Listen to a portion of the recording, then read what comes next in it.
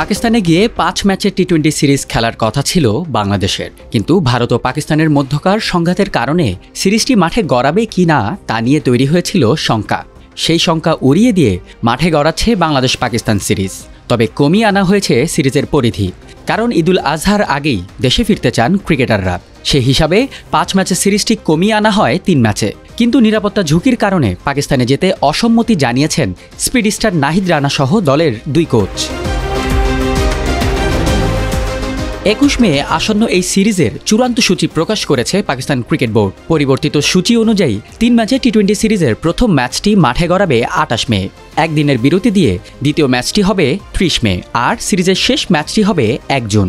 সবগুলো ম্যাচ শুরু হবে বাংলাদেশ সময় রাত ৯টায়। নিরাপত্তা জোরদার করতে আগের সূচিতে থাকা ভেন্যু ফয়সালাবাদকে বাদ দিয়ে সিরিজের সবগুলো ম্যাচই রাখা হয়েছে লাহোরের গাদ্দাফি স্টেডিয়ামে। তবে ডাক পেয়েও সিরিজ থেকে নাম প্রত্যাহার করে নিয়েছেন টাইগার পেসার নাহিদ রানা, কারণ পিএসএল খেলার সময় ভারত পাকিস্তান সংঘাত শুরু হয়। সেখান থেকে দেশে ফিরেই কিছুটা অস্বস্তিতে ভুগছিলেন তিনি। শুধু নাহিদ রানা নয়, দলের সঙ্গে পাকিস্তান যাবে না ফিল্ডিং কোচ জেমস প্যামেন্ড এবং strength and conditioning coach Nathan Kiley. সফরটির ভবিষ্যৎ নিয়ে ২০ মে দুবাইয়ে পিসিবি প্রধান মহসিন নাকভির সঙ্গে বৈঠক করেছিলেন বিসিবি সভাপতি ফারুক আহমেদ ও ক্রিকেট পরিচালনা কমিটির চেয়ারম্যান নাজমুল আবেদিন। ৩ ম্যাচের জন্য ২৭, ২৯ ও ৩১ মে প্রস্তাব দেয় বিসিবি, কিন্তু পিসিবির প্রস্তাব ছিল ২৮ ও ৩০ মে এবং ১ জুন।